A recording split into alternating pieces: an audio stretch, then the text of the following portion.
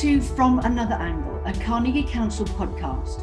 I'm Hilary Sutcliffe and I'm on the board of the Carnegie Council for AI and Equality.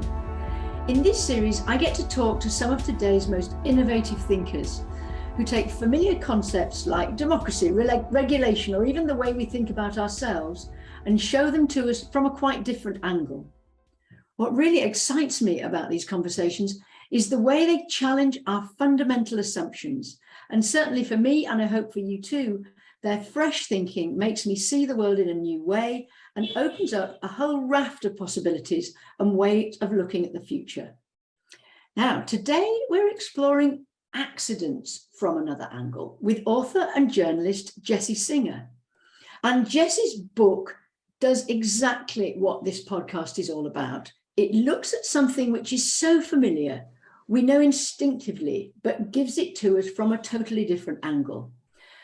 Because there's one thing we know about accidents, right? They're sort of, accidental, nobody's real fault.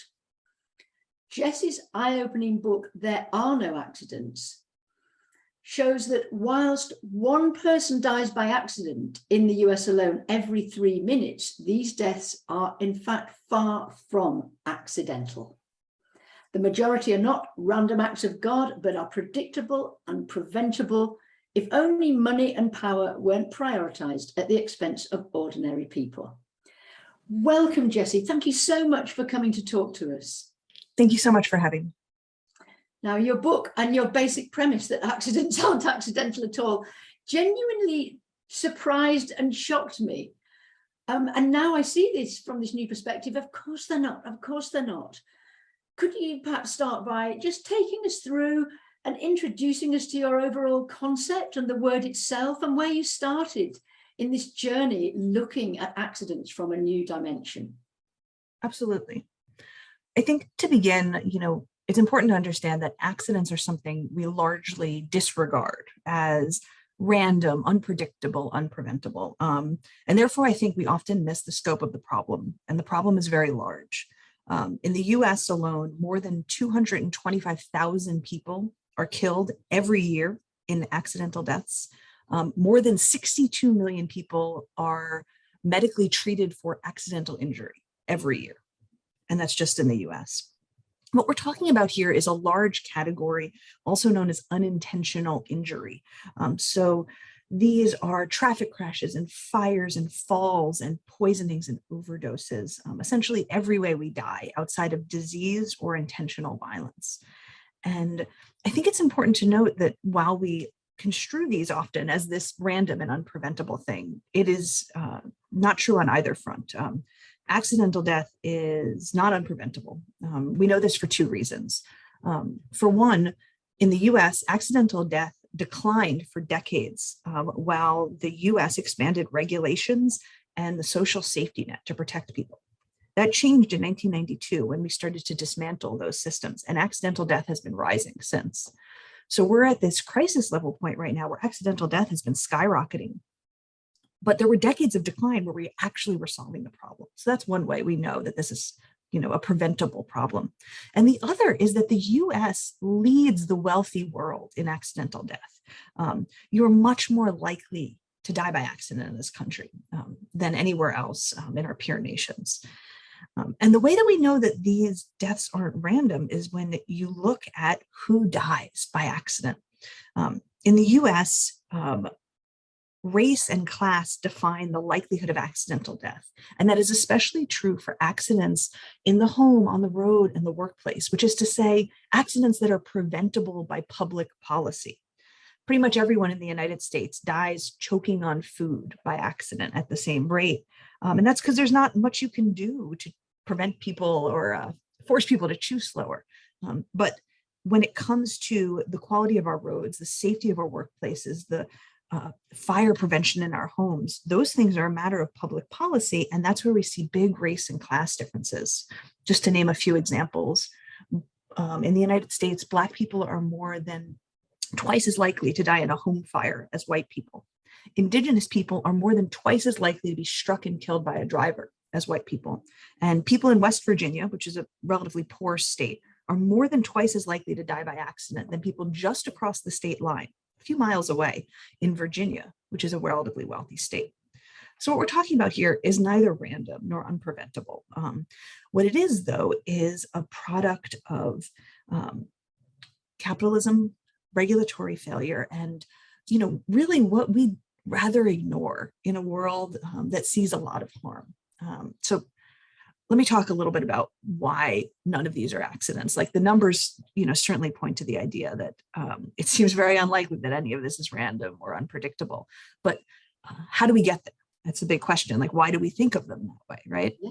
And at the core of that is that most of the time when we say it was an accident, what we mean is a person screwed up but did not intend to.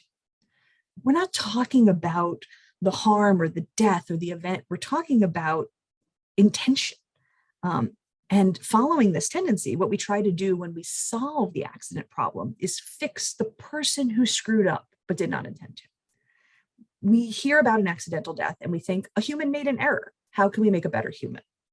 And this is at the core of what we get wrong about accidental death and injury and why we misperceive this huge problem. We focus on error. Questions of error always follow an accident. What a person, usually the person hurt, did wrong. So we ask questions like, why was he driving so fast? Or was she drunk? Or who wasn't paying attention? And inherent in these questions is a presumption that accidents are caused by accident-prone people, or people making bad decisions, or people that we think did things the wrong way. And while it's true that people make mistakes, to err is human, the difference between an error and an accident is whatever is around the person who screws up, the surrounding conditions. The thing that turns an error into an accident is the harm caused by what's around you. And so these are these two core ideas that we need to understand accidents: error and conditions. A human error is a mistake, and a dangerous condition is an environment. So to slip is a human error. Water left on the floor, a dangerous condition. To exceed the speed limit, that's a human error. A wide open road that encourages you to drive fast, that's a dangerous condition. To leave a vent open at a chemical plant, human error. Locating that chemical plant near where people live, that's a dangerous condition. So if you stick with the wet floor example, right, you can slip anywhere, right? Whether there's water on the floor or not, you can always trip and fall. But in a dangerous environment of a wet floor, you're going to fall harder and faster. You're less likely to be able to catch yourself. You're more likely to get hurt. And the same would be true of that wide open road or the chemical plant in a residential neighborhood. It's harder to control the harm of our mistakes in the face of dangerous conditions. And what matters, if we're talking about the life and death of an accident, is harm. An accident, and this is my definition, an accident is what happens when human error occurs under dangerous conditions. You can make mistakes anywhere, but mistakes become accidental tragedies and disasters when they occur under dangerous conditions. And this gets at why we don't solve the problem, because we're so focused on error and we're ignoring the conditions. But the truth is that we don't need to fix behavior or perfect people. We just need to protect them. And of course, this is where it gets tricky, because I'm sure you'll know we rarely do that. Instead, we spend loads of money focused on error. We make systems of education and police enforcement to try and correct behavior, while disregarding the social environment and the built environment that leaves people exposed to different dangerous conditions. That is fascinating, because I think we see that since I've learned these distinctions from you of human error and dangerous conditions, and you look at everything that you knew was an accident, or even when something happens to you in your own personal life. And my son, who's 22 and has lots of accidents of all sorts of different various self-inflicted or not areas, that you just suddenly see the dangerous conditions more clearly, and you see how they're being discounted, covered up, ignored. Just there they are in plain sight, but they're not actually taken into consideration. And why do you think that is? Oh, I mean, I think there's a lot of reasons why that is. And when it comes down to it, they're, essentially what we're doing in that moment of finding fault with human error is we're blaming, right? And so, we're finding a person to blame. And there's a lot of reasons why we do this. The most important ones, I think, are psychological. Like, we're all psychologically primed towards understanding accidents, especially other people's accidents, as behavioral problems, as human error problems. And this is like actually a specific bias, a psychological bias that's well studied. there's an extremely strong human tendency to blame other people's accidents on their personal failings, like their character, who they are, and our own accidents on the situation that we were in at the time. So we see everyone else as like a guilty screw up and ourselves as innocent products of the environment. And psychologists call this phenomena the fundamental attribution error. And it's called that because fundamentally we get it wrong every time, even in the face of all evidence to the contrary. But I think it's important to note that that psychological tendency is also deeply comforting and taken advantage of. So calling something an accident, blaming it on human error sort of solves something that might scare us in a really easy way. Like when we say it was an accident and it was because, this person was a screw up, we get to move on from like seemingly scary random tragedy and feel better. And it's like an easy shorthand for saying like, everything's okay. Nothing's fundamentally systemically wrong. We can all feel better and move on.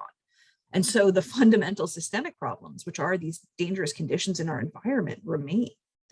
And I think it's important to note that there's also like quite a few nefarious actors who help this idea that accidents are the fault of human error endure.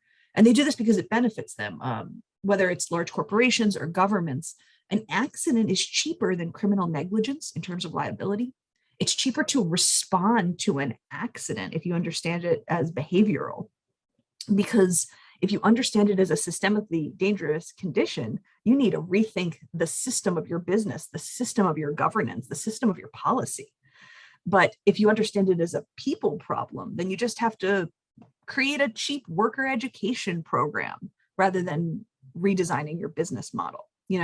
Police enforcement is cheaper than redesigning a road. Blaming people is cheaper than questioning the underlying system. Yes, and I think we see that time and time again, whether it's in my area for every single new tech we're living at the moment through all the sort of furore around AI. That is just the same. Blame the victim rather than blame the business model. What I really enjoyed was your case study on the sort of transportation and roads and cars and how that really started. I love that bit where when Henry Ford invented the car, we all had more cars. Anybody who ran over somebody, they were hauled out of their car as a murderer. And it really, the power and agency was with the person driving the car. And how that changed. Just give us that little story of how that switched and how we think about that now. This is such an interesting point because it's such proof of the magic of the accident, that it shifts our conception. And there's with cars, there's like two major points here.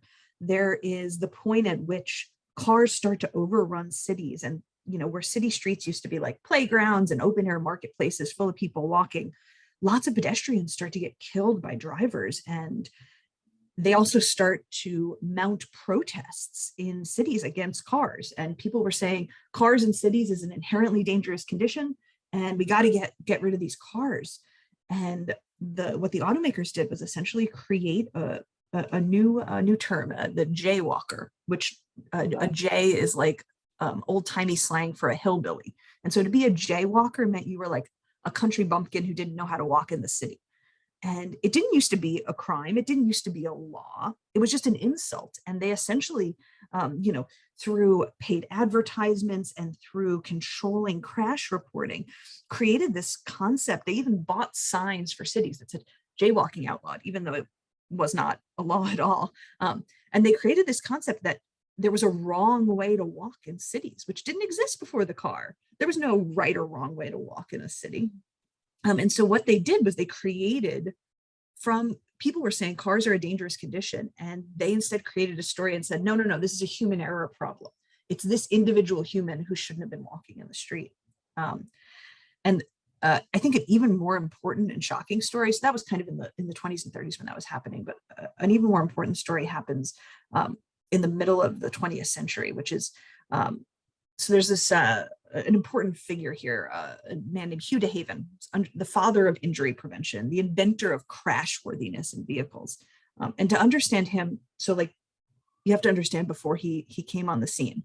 Before Hugh DeHaven, first half of the 20th century, there was no notion that the machine of a car itself could have any effect on whether or not you survived a car crash. So if you died in a car crash, the understanding was you were the nut behind the wheel. You just drove like a crazy person, and that's why you died. And automakers push this story of nuts behind the wheel in tandem with the jaywalker. And so in both narratives, whether you were the driver or the pedestrian, the problem wasn't that cars are inherently dangerous. The problem was human error. Yeah. And what Hugh DeHaven did was he proved that the machine mattered, that the box, the vehicle you were in when you smashed into a tree mattered. And this changed the narrative because he proved that for people inside a car, you could be safe even if you drove like a crazy person. And so what happened was Hugh DeHaven, he was an inventor, and he witnessed a car crash, and he was shocked by what he saw as clear causality. The driver pierced their head on a sharp dashboard knob. And he was like, well, this person would be alive if the dashboard knob wasn't so sharp. Like, I understand cause and effect. And he teams up with the Indiana State Police Department and starts looking through every single photo of a year's worth of crash fatalities, and essentially develops a list of the most dangerous parts of a car from the inside, and presents this to automakers. And this is really interesting because it tells you about why we don't challenge actions and how change happens. Essentially, Hugh DeHaven was like, look, even if people drive like nuts, they could survive car crashes if you fix these problems. And the automakers essentially were like, oh, that's very interesting. Thank you so much, Mr. DeHaven. And then it's just crickets. 10 years pass, hundreds of thousands die. And essentially what happened is another man named Ralph Nader takes DeHaven's research, investigates it further, publishes a book called Unsafe at Any Speed that leads to congressional hearings that becomes a weird bestseller because it was a book about cars, and brings the public protest into this problem. And that's how we got in the United States the first regulatory agencies. And those regulatory agencies forced automakers to build safer cars on the inside for pedestrians. And I think, this is the real lesson. So like when seatbelts were first proposed by those regulatory agencies, Henry Ford insisted they were technically unfeasible and so bad for his bottom line that he'd need to shut down the Ford Motor Company. And obviously Ford's still in business. Every car in America has seatbelts. That's regulated. Another thing is that Nader uncovers is that the car companies, all the way back in when Hugh DeHaven was unveiling what was dangerous about the cars, one of those dangerous things was that the steering column didn't collapse on impact. So people would get impaled on steering columns. The car companies already had a patent for collapsible steering columns, but they weren't installing it in the cars.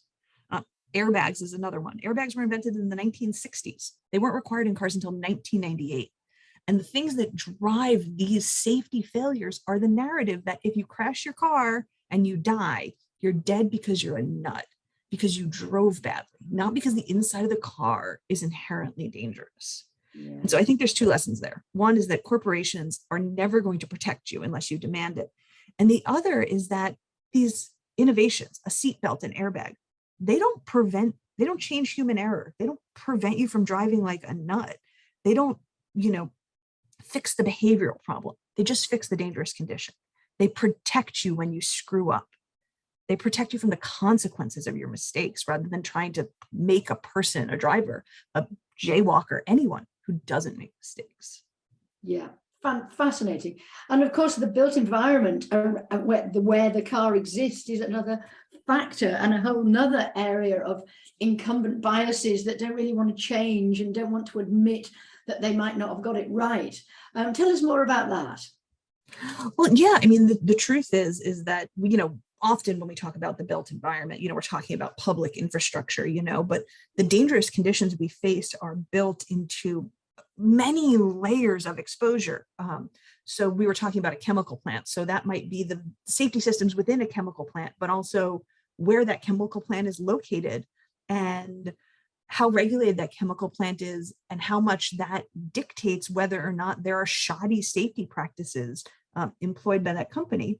But it also matters where that chemical plant is located and who has to live nearby, because that's the only place they can afford to live. And so that's one example, but we see this on the roads. We know what types of roads people are more likely to crash and die on. Those roads are wide. They have lots of businesses and driveways along them. They're 4 lanes. They have a high speed limit. These aren't new ideas. This is basic physics. The heavier the vehicle, the faster it's going, dictates the likelihood of death.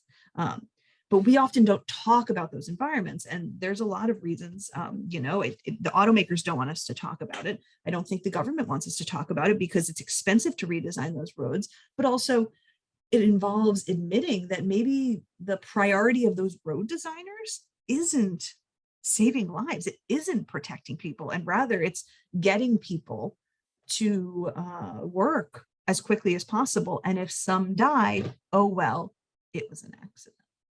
Yeah.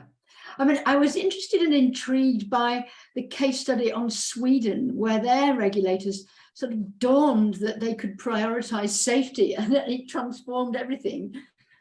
Yeah, I mean, Sweden is the test case, and what they did was called Vision Zero, and we see other things called Vision Zero in a lot of places now, and many of them are not Vision Zero. Everything pretty much across the board, every city in the US that has adopted Vision Zero is not actually doing it. It's just fancy marketing. But what happened in Sweden was they said in the 1980s, in the early 90s, they said, right now, when we build a road, it has 3 priorities. It has to get people to work on time. It has to not, let anyone get hurt, and it has to not cost too much. Yeah. And that's how pretty much every road in every wealthy country is, designed for those 3 priorities. All are weighed equally. And in Sweden, they said, what if we just put at the top of the list that no one dies? What if that was the only priority in designing a road? And we said, it doesn't matter if it costs money. It doesn't matter if people have to go slow to work. We just want to prevent people from dying. What if we admitted that as a priority? And they've cut road fatalities by more than half, unprecedented life-saving. Because what can we say? They did the right thing, but I think also a lot of what they did was they stopped whispering, because we don't talk about the fact that we weigh equally a lack of congestion and thrift with whether people live or die. We don't talk about that. And part of what they did was they started to talk about it, and they really looked at it and said, like, wow, this is horrifically unethical, and we can change it.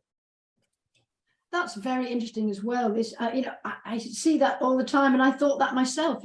You have to balance this and that and the other, but what if you don't? What if you don't balance that? What if you prioritize people? What if you prioritize the environment? What if you prioritize things ahead of money, of getting to work on time, and those types of things? And it just is a very new way of looking at things. But as you say, it has to happen. You have to just follow it through, because it's another washing then, isn't it? Zero washing, zero accident washing. And so I think, what do you, in your experience and your research shows, what is the tipping point that makes organizations, individuals, cities take something very seriously and then really do dramatic change?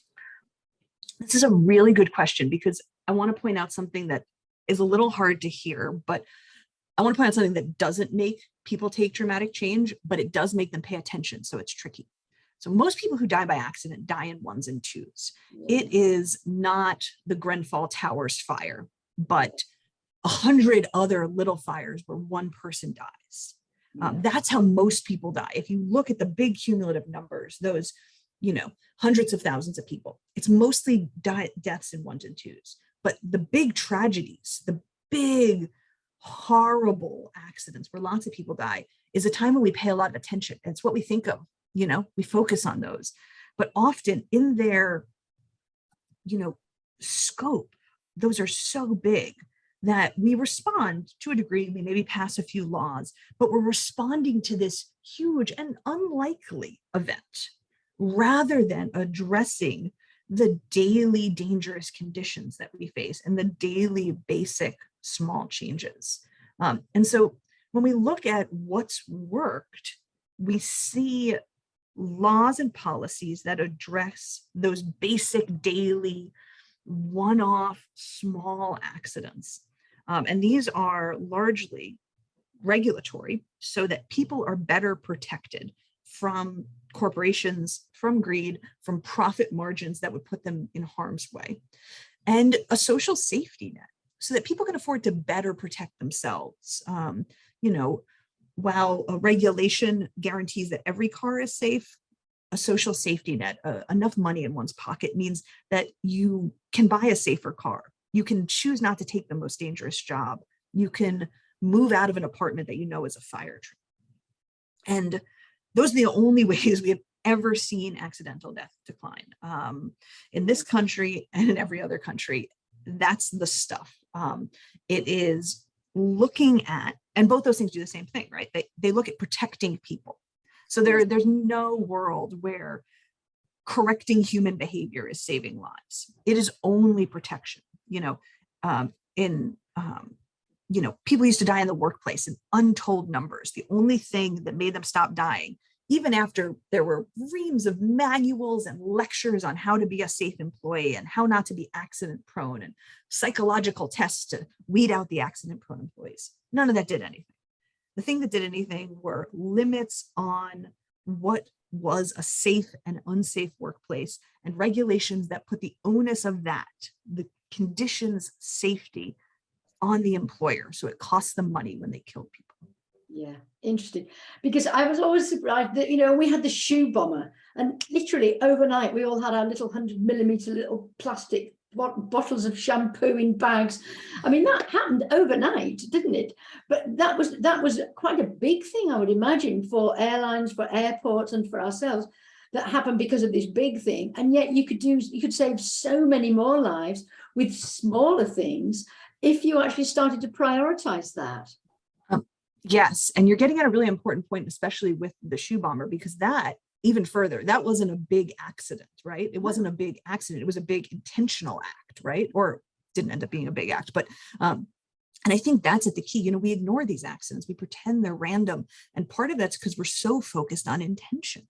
And, we see the accident, they say, oh, they screwed up, but they didn't mean it. So let's just try and make people who behave better. My personal story that how I came to write this book actually follows the exact same route as that response to the shoe bomber. If you don't mind, I'd be happy to share it. Yes, please do. Very important to the whole thread through the whole book. Fascinating and tragic. Yeah. I mean, it's a terrible story, but there are no accidents. This book is dedicated to a young man named Eric King. He was a New York City high school math teacher and my best friend. He was killed in 2006, riding his bike on a separated biking and walking path that runs along the west side of Manhattan. And he was killed by a driver who mistakenly turned and entered the biking and walking path instead of the highway. And that driver was drunk and speeding, and he went to prison. And for a long time, that was the end of the story. The impetus for the book occurred 11 years later. A different man rented a truck and followed the exact same route as my best friend's killer, except this man intentionally turned onto the path. He killed 8 people and injured 11 in an act of vehicular terrorism. And it inspired me. I remember just in the moment being so shocked. That was the exact same thing had happened, but there was one critical difference, right? Intention. And so I looked into it, and I looked at the place where my best friend had been killed, and other people had been killed on this same path before Eric was killed and after. And every time the drivers were different. They had all unintentionally done something wrong to end up there, distracted, they were lost, they were drunk, but the circumstances changed every time. But they were always, it was just an accident every time. So no problems were solved. It was just understood that someone unintentionally did something wrong. But we don't respond to intentional acts the way we do with unintentional ones, because after the terror attack, after the vehicular terror attack, that intentional act, the city and state got together and they made this recurring harm impossible. They barricaded every entrance to the biking and walking path so you could walk through and you could bike through, but you couldn't fit a car through. And for me, it was this lesson that accident is this magic word of willful ignorance that we use to gloss over preventable harm. Because the truth is, the solution to the mass shooting is the same as the solution to the accidental shooting. The solution to the vehicular terrorist attack is the same as the solution to the traffic accident. protecting people from harm, putting barriers in place, whether they're social and policy or physical bollards, to protect people from these predictable recurring harms, even if no one's acting with intention. Really interesting. And what I like as well with the book, you're not flinching from the psychological aspects that we all have of, we just don't want to hear. We want to try and rationalize it and swallow it and smooth it out so that we can carry on with our day. And it's really interesting that there's the psychology, not just of ourselves, but of the government, of companies, how we're all trying to sort of deny the harms and the actual deaths of so many people for our own sort of psychological safety, in a way.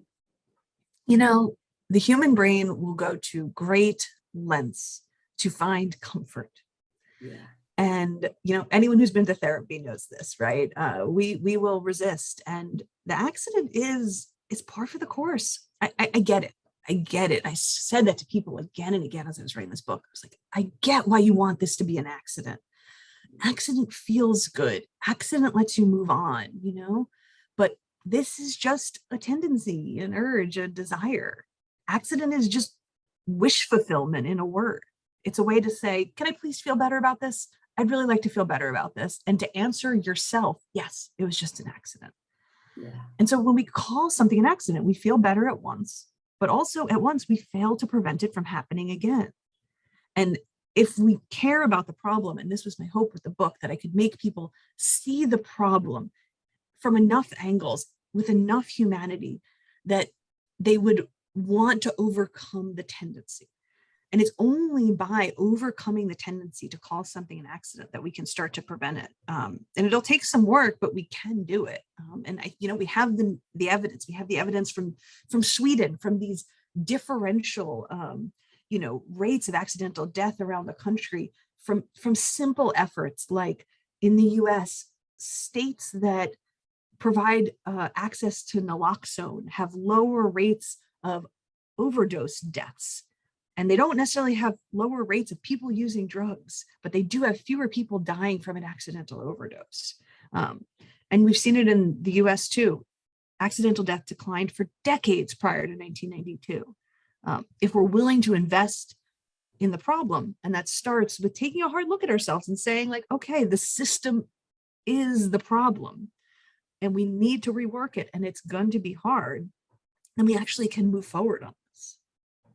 Yeah, absolutely. But my son read your book and has been very inspired. He's doing his dissertation on vaping, which is a new accidental death sort of problem in the UK, and I think certainly in the States as well.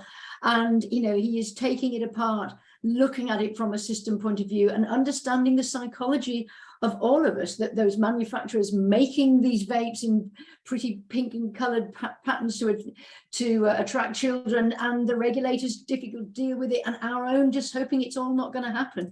So it really is a very inspiring and positive book, although obviously quite a harrowing book to read.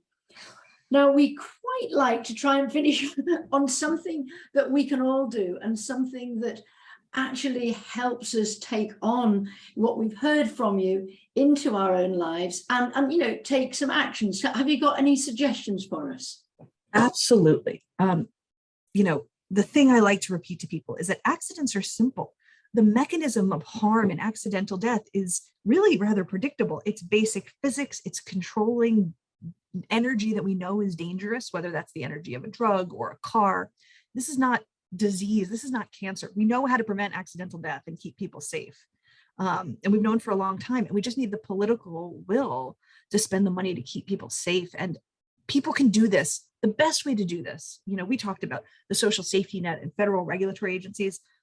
Put that aside, unless you are listening in from Washington, D.C., and then get to work, please. But in your community is the best way to get this done, because there are a million ways to prevent accidental death.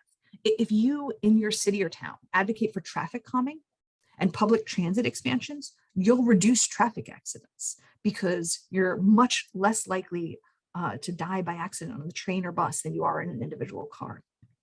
If you fight for safe injection sites and free naloxone in your city or town, you will reduce accidental overdose deaths. In your building where you work or you live, demanding your landlord install ADA accessibility, like ramps and grab bars, will reduce accidental fall deaths. Fire safety requirements like sprinklers and self-closing doors will reduce the likelihood that a fire death, an accidental fire becomes a fire death. These are all little things you can do in your community that will change the outlook. And then one other thing that I do like to tell people, which is a little less specific. It's not policy, but I do think it makes a big difference, which is that I've said accident a lot in this conversation because I want you to hear, as you start to think about these ideas, when it starts to sound weird and wrong, when it sounds like I'm bullshitting you. But outside of these interviews, I don't say accident in my day-to-day, and I would encourage you not to say it too. But more importantly than that, when you hear someone else call something an accident, ask questions. Ask, has this happened before?